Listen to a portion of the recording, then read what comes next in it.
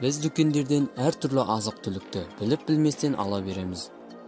Және олардың денсаулығымызға зиян, және не нәрседен жасалатынын біле бермейміз.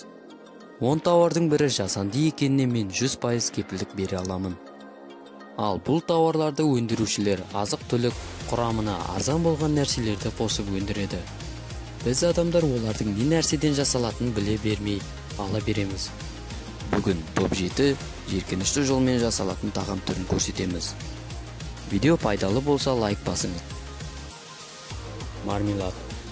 Көрінісі көз тартып, тәтті болып көрінетін бұл тағам түрі не нәрседен жасалады? Бүгін сіздерге соны көрсетеміз. Адамдар оны шекер мен судың қосылысынан жасалады деп ойлайды. Бірақтан оның 90%-ын желатин құрайды. Және де қоқыстан алынған мал терілерінен жасалады. Және олардың құрамына аздаған шошқа майын қосады.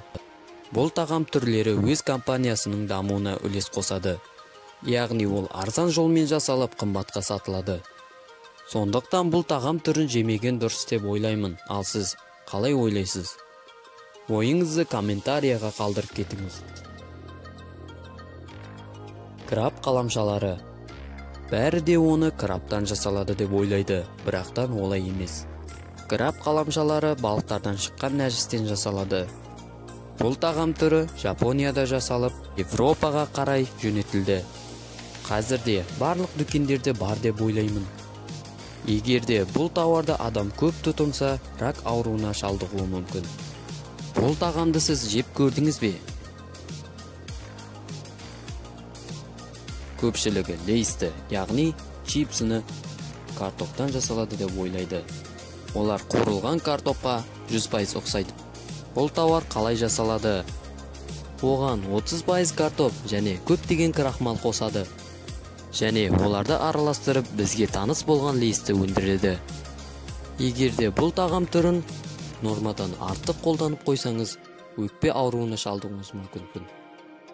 Сок өнімін өндірушілер біздің өнім 100% табиғи деп сендіреді. Егерде шынымен де табиғи түрде сок дайындалатын болса, ол коробкада неше жыл сақталып тұра алмайды. Яғни біз ішіп жүрген соктар табиғи емес, оларға консерванттар қосылады. Колбаса және фарш. Бұл өнімді өндірушілер таза еттен жасайды деп айту өте қиын. Егерде бұл өнімді таза еттен жасайтын болса, компания шығынға ұшырайды. Олар өлген хайуанаттар және малдың терісін және шошқаларды қолданады. Және де бұл өнімдер адам денсаулығына өте зиян. Сонымен де қатар харам болып саналады. Бұл зиянды тағамды жегенше өзіміздің 100 грамм таза етімізді жеген әлдеқайда дұрыс болады. Сондықтан бұндай харам тағамдардан аулақ болып жемегеніміз дұрыс.